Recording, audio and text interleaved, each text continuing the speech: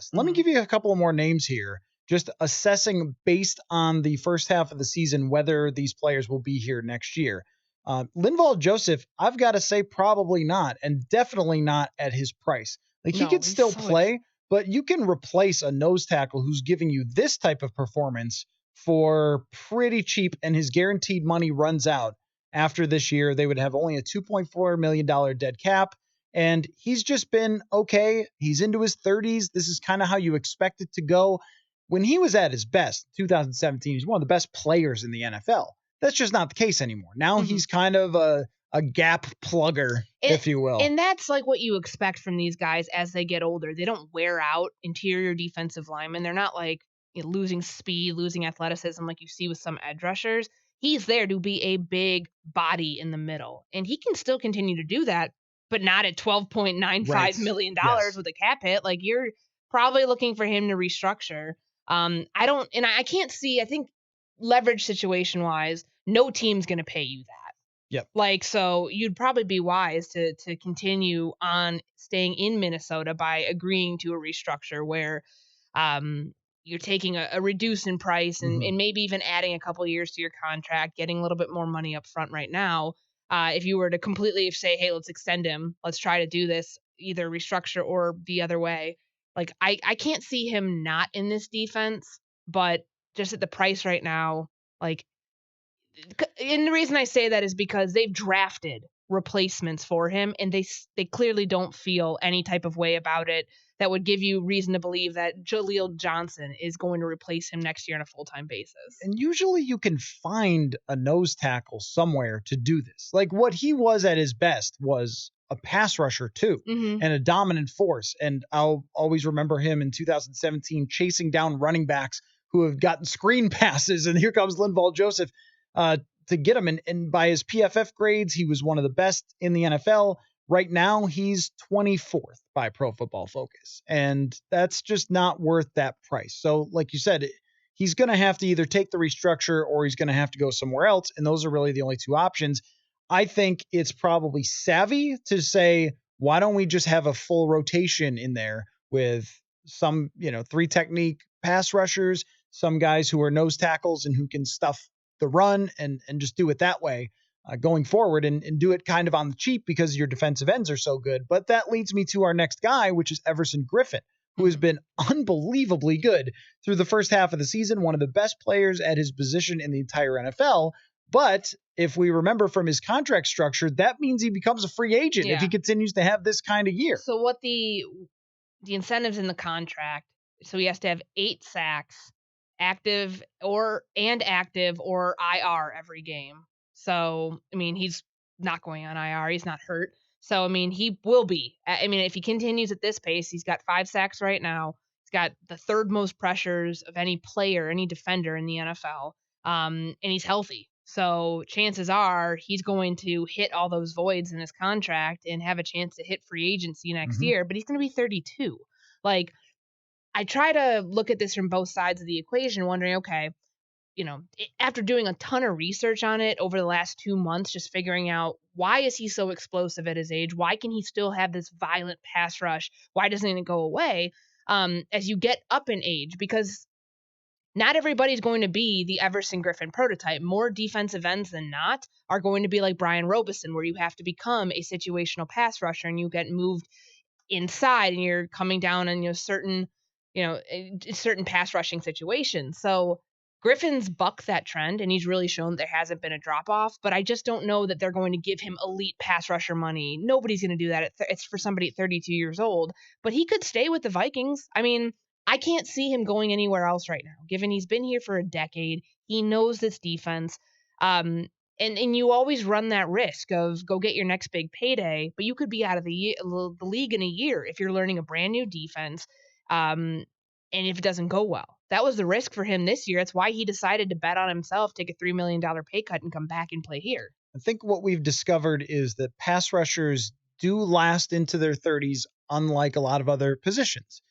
Sage Rosenfels brought this up as a reason why the pass rushers are so much better than the offensive linemen around the league. Because when you get somebody who's elite, that guy will stay elite for a very long time. And even with Justin Houston, who is 30 years old, having a good year for the Indianapolis Colts, he left. He got paid by the Colts a $14 million cap hit this year. You could see other teams giving a good amount of money to Everson Griffin after this season. Sure. So I don't think that that's going to be necessarily the easiest if he does become a free agent. But they almost set it up as if you don't play well, we're going to cut you. And if you do play well, it'll void your contract. So you're becoming a free agent either way. I agree with you, though, that this team tends to have loyalty to the players who were good, and they don't tend to look at the age curves, the positional value. Otherwise, they would have moved on from Lindval. They would have moved on from Anthony Barr, Xavier Rhodes. Like, there's quite a few guys that they would have said, you know what, you're just not really worth what we thought at the time, or at one time, or maybe your position isn't that valuable now, like Anthony Barr's. Well, I mean, he's also in his prime, too. I think he's a little different case because he was 26 when he got that deal. But I think if you were doing the chart, let's say a pie chart that we do sometimes, and you were doing your, like, which positions mean how much toward winning, your linebacker position probably doesn't, unless you're like Bobby Wagner or Luke Kuechly. Especially in this type of defense. But he is, I mean, we have seen him in some pass rushing situations, very few, albeit, but it's about the same as always. It just baffles my mind that you pay him all this money to come back when that's not a part of really his game plan at all. Anyways, but no, I mean, I understand just from like a value standpoint, they are loyal to their guys, the guys that they drafted, the guys that they brought up through their system. And who knows if that changes. I don't think it changes within this organization, within this franchise leadership, the way it is right now. If for some reason, like down the line, when Mike Zimmer retires or is fired, same thing with Rick Spielman. I mean, maybe that does change because of a new mentality, but I think it's safe to say that there are very few other organizations in the league who are as loyal to their veterans. Yep. Even if they're past their prime, even if they're showing signs of, okay, this is probably the end, in paying them big dollars to come back. I mean, Kyle Rudolph is a perfect example of that.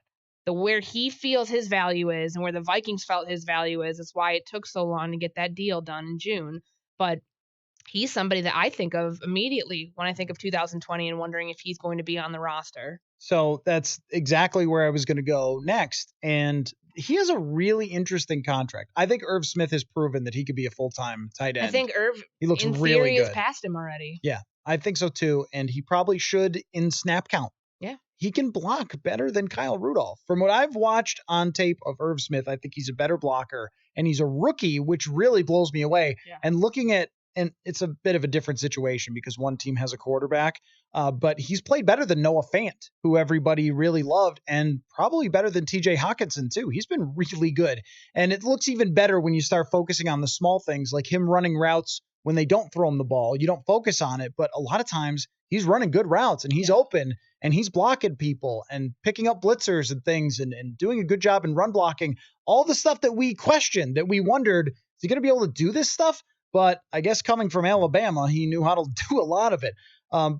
And what's interesting to me, just as a side note, is they haven't lined him up in the backfield yet, which we might see. He's very seldomly been used as a fullback, and that was a big part of his role at Alabama. Right, so they could do that even more. But looking at Rudolph's contract, here's the thing that jumps out to me. If the Vikings cut Rudolph after this year, they'll have to eat a lot of dead cap, $5.8 million, but they will not owe him any cash. Zero cash will come out of Ziggy Wilf's pockets if Kyle Rudolph is cut after this year, which is interesting to me. And after this season, wouldn't they have a good case to go to him and be like, sorry, bro, that contract when we signed it was not what we got out of you this year? Because now they're talking about him as a blocker. Like, okay, well, you could sign a blocking tight end for $1 million. Yeah. I mean, he's getting paid top 10 tight end money, top 15 maybe.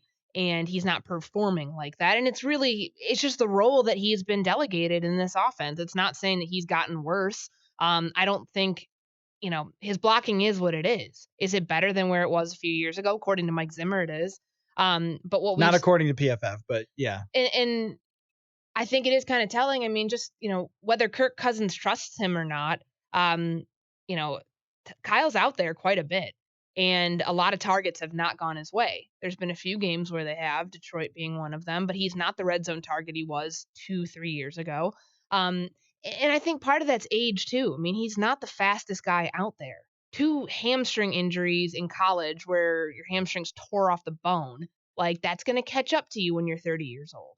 So, I mean, he's had the ankle injury a few years ago. I mean, we knew kind of that at some point he was going to, kind of wind down a little bit, but his value in this offense is not where it was a few years ago or even last year. Right. Which it's like, why do you want to pay that going forward when you have such a hellacious cap situation anyways in 2020? Do you think they now regret, and I don't blame them for this, and we advocated for it, so I'm not criticizing the Vikings for doing this, because at the time the process made sense. You can't count on a rookie tight end in a win now year, and the 2 tight end sets have been huge for them. If it was just Irv Smith and Tyler Conklin, maybe there wouldn't be that much attention, I don't know, on the tight end position from other teams. Maybe there's some of that they know they have to pay attention to Kyle Rudolph because he's had success in the past.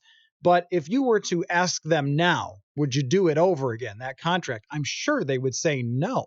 They would not want to sign up for dead cap money, a lot of it over the next 4 years, if they decide they want to move on from him. But when you look at this roster for next year, based on what we know so far, think about the level that you could raise it to if you took some of these underperforming players that are being overpaid and had better players in their prime that you sign in free agency or that you draft sliding into these positions.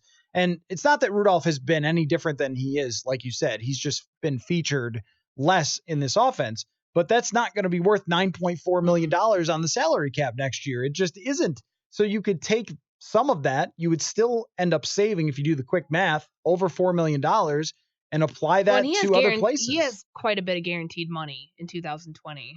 Does he? I've got this here. When he restructured on June 11th, I think it was, there was the signing bonus was 7.25. So he moved down his base salary. He took less for that to make more cap space. And there was a 1.7, and that was guaranteed. That was what was guaranteed this year. He still has like 7.025 million due next year. So that's like the only thing I think that's kind of tricky with it. Okay, so are you looking at over the cap? I'm looking at ours on ESPN's roster management. Because over the cap has $7 million in base salary, but $0 in guaranteed salary is where I'm looking right there. So it's $0 in guaranteed. Yeah, ours I'll have to go back and look at it, but I just remember like the way that they spread out the guarantees was kind of like showing the extension would almost go into effect with some of like the bigger parts of the contract after the 2019 season, kind of like how they did Thielen last year or this offseason.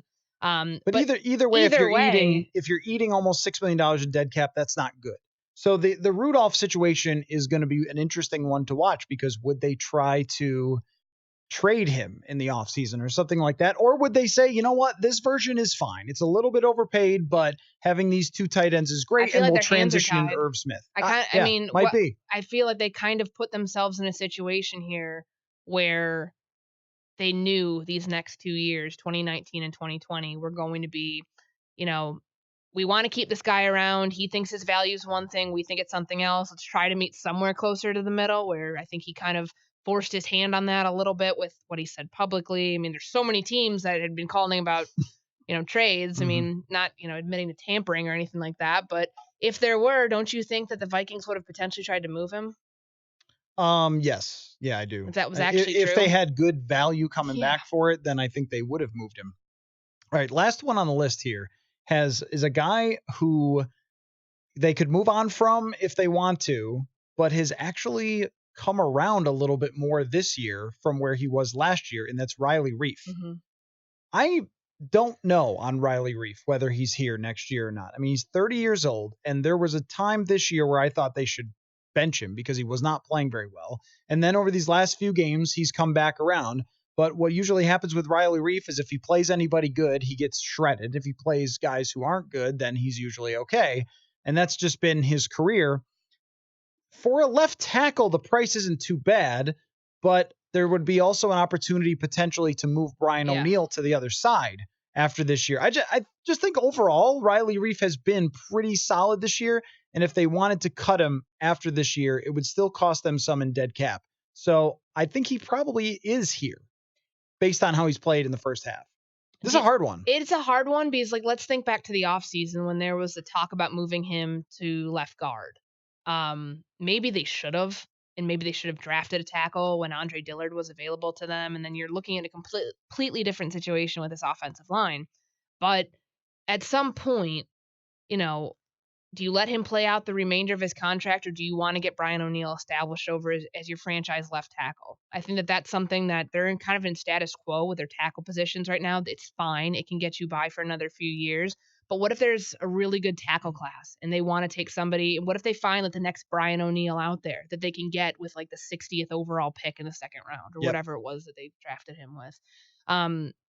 That might give you reason to believe that you can move on from Riley Reiff.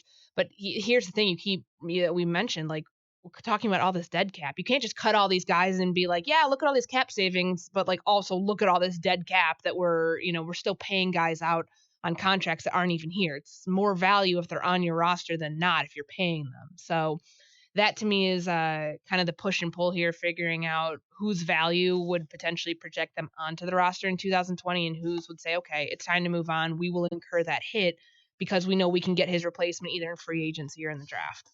All right, let's take a break.